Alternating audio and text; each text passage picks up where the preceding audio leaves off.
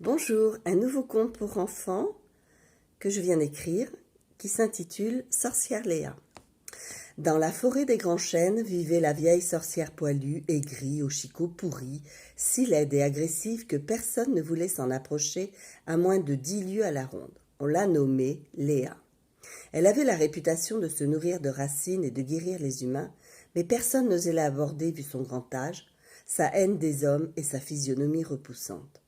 Dans le village voisin, Dame Guillemette se lamentait et pleurait tous les jours depuis que son mari, le chevalier Gontran, était parti à la guerre, lui laissant sur les bras leur fille, la petite Marguerite, frêle enfant de 6 ans, atteinte de pneumonie virale qui ne cessait de s'aggraver.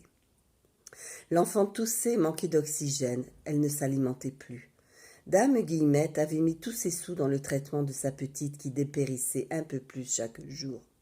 Il ne lui restait plus rien pour nourrir sa petite malade. Le pronostic des médecins était le même. Marguerite ne résisterait pas longtemps au virus. Ses jours étaient comptés. Dame Guillemette se désespérait et pleurait sur le sort fatal réservé à sa petite fille. L'idée lui vint alors de rendre visite à la sorcière Léa, dernier recours, mais elle choisit en première visite de ne pas exposer tout de suite l'enfant à la sorcière, craignant d'horrifier la petite. Elle décida donc de confier sa fille aux bons soins d'une amie et partit à l'aurore le lendemain avec un panier de victuailles car la route serait longue et la forêt des grands chênes difficile à traverser. Il fallut à Guillemette beaucoup de persévérance et d'audace pour pénétrer dans la forêt de sorcière Léa. Les chênes s'enchevêtraient les uns aux autres, ne laissant passer qu'un mince ray de lumière, comme si l'accès en était interdit. Après maintes griffures et plaies sur les bras, accros dans sa jupe, quelle ne fut pas la surprise de dame Marguerite quand, aux abords de la maison de l'ermite, sortit de nulle part un immense dragon vert qui crachait du feu. « Qui es-tu, toi » l'interrogea le dragon vert. « Je suis dame Guillemette, j'habite au village voisin. Je viens consulter sorcière Léa pour guérir ma petite fille, Marguerite, qui se meurt. » Dans un rugissement de feu, le dragon s'époumonna. « Léa ne tolère personne sur ces terres, et j'en suis le gardien. Retourne d'où tu viens, la gueuse, ou mes flammes te brûleront et t'enverront en enfer. » Dame Guillemette se jeta à ses pieds l'implorant. « Par pitié, je vous en conjure, ma petite fille va mourir. Autorisez-moi à rencontrer sorcière Léa, je vous en supplie.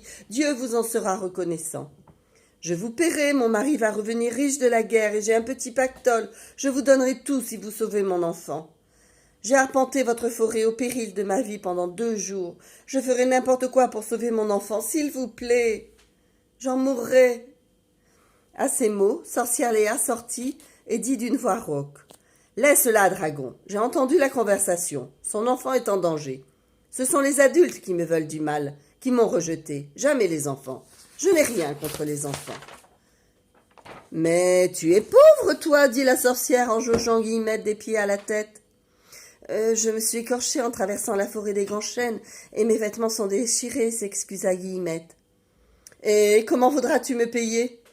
J'ai un petit pactole et mon mari va revenir riche de la guerre. Nous saurons vous payer, je vous l'assure, madame. Je vous en fais serment. Autour de la sorcière s'agitait un génie malicieux, tout d'orange vêtu, qui lui sifflait à l'oreille des songes que seule la sorcière pouvait entendre. Léa retrouvera sa superbe quand une enfant fée de 6 ans viendra la voir et elles se sauveront toutes deux. L'une, la sorcière retrouvera sa beauté ancienne, sa magie éternelle et sa bonté légendaire. L'autre retrouvera la santé et la joie de vivre. Et le gentil génie lui déposa un petit oiseau mort qu'elle caressa avec amour. Le prodige survint, l'oiseau battit des ailes de nouveau et s'envola sous l'air ébahi de dame Guillemette. « C'est le moment d'agir, sorcière Léa. L'heure est venue, souffla le génie orangé. « Pourquoi es-tu venue sans ta fille ?» continuait d'interroger Léa. « Elle est trop malade, madame. Marguerite va mourir si vous ne la sauvez pas, » lui répondit la maman sanglotant. « Et je voulais faire connaissance avec vous avant. »« Tu n'as pas peur de moi, toi ? Ma laideur ne t'effraie-t-elle donc point ? Pas peur non plus de mon dragon ? » Dame Guillemette répondit alors. En effet, je ne repousse personne, car nous avons tous besoin les uns des autres dans ce bas monde, des beaux et puissants comme des faibles ingénieux, des différents qui peinent à vivre, des malades et des miséreux. Pour être franche, je ne crains qu'une chose, c'est la maladie, celle qui risque d'emporter l'amour de ma vie, la seule enfant que Dieu a bien voulu me donner, ma fille Marguerite, que son papa n'aura pas connue, hélas. Sèche tes larmes, Guillemette. Tu es une mère courageuse et aimante de tous les êtres vivants, même les plus horribles ou repoussants comme moi. Je te fais confiance et te remercie de ta bonté d'être venue jusqu'à moi. Tu vas rentrer chez toi, prendre soin de ta petite en lui badigeonnant sur le corps et sur le front ma concoction à base d'ortie macérée de vinaigre pour ôter l'inflammation des poumons et baisser la fièvre. Quand la fièvre sera retombée, alors tu reviendras me voir avec ta fille, et si l'enfant daigne m'embrasser, je redeviendrai belle et jeune et bonne pour l'éternité. Ta fille Marguerite, elle, retrouvera la santé pour toute sa vie, elle ne tombera plus jamais malade. Dame Guillemette rebroussa chemin et sut rentrer plus vite rejoindre sa fille, car elle connaissait la route et déjoua les pièges de la forêt sans croiser de loup. Une fois sa fille récupérée, Guillemette suivit à la lettre la prescription de la sorcière, et miracle, la fièvre tomba, la toux caverneuse se stoppa, mais la frêle enfant restait très faible. L'enjeu de la petite Marguerite qui devait embrasser la vilaine sorcière était de taille, et Guillemette craignait une réaction de refus ou pire d'hostilité de la part de son enfant à la vue de la monstrueuse sorcière. Elle préféra ne lui parler de rien, lui disant juste que sorcière Léa allait la guérir pour la vie entière et qu'il faudrait lui obéir. Elles partirent toutes deux à l'aurore le matin suivant. Arrivée à la demeure de Léa, le dragon leur ayant ouvert la voie, sorcière Léa sortit de son antre et d'une voix rauque s'écria « Ah, te voilà, bel enfant! Rappelle-moi ton nom !»« Marguerite, madame, répondit la petite apeurée et tremblante d'effroi. « Tu n'as pas peur de moi, petite ? Moi, si laide à la voix et au physique infâme » hurla-t-elle. « Si... » un peu à voix en murmurant l'enfant terrorisé.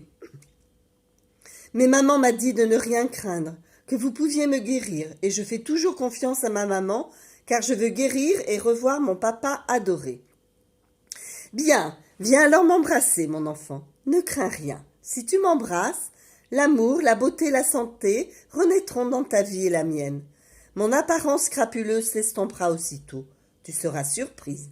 Allez, viens petite, viens m'embrasser. » À ce moment, l'oiseau, poussé par le bon génie vêtu d'orange, vint se poser délicatement sur l'épaule de l'enfant, lui chantant une douce mélodie inspirante qui poussa l'enfant à s'avancer vers le visage velu et répugnant de sorcière Léa, lentement mais sagement. Dans un élan de générosité mêlé de dégoût, la petite Marguerite alla alors déposer un baiser sur la joue velue et sale de Léa. La magie s'opéra immédiatement. Léa la vilaine, la méchante, devint soudain une très jolie jeune femme, toute de rose vêtue, aux cheveux longs et noirs, sertie d'un voile pastel, qui riait sans pouvoir s'arrêter. Elle avait retrouvé la joie et l'amour des humains grâce à une petite fille de 6 ans et à sa maman qui n'avait pas craint de l'affronter, elle, la recluse, la refoulée de tous. Oui, elle soignerait de nouveau. Oui, elle aimerait de nouveau. Marguerite et dame Guillemette grimpèrent alors sur Dragon Vert, qui fit voler ses nouvelles amies, le bon génie et le bel oiseau de Léa, ainsi que Léa, au-dessus des villages alentours, pour prouver au monde que petite Marguerite était sauvée et qu'il ne fallait plus craindre la sorcière Léa et son dragon. En plein vol, dame Guillemette et Marguerite aperçurent un homme fourbu, épuisé, qui revenait de la guerre. C'était Gontran, le papa de Marguerite.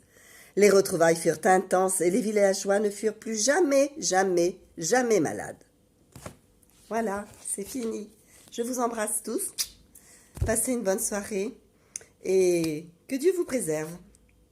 Restez en forme. Ciao.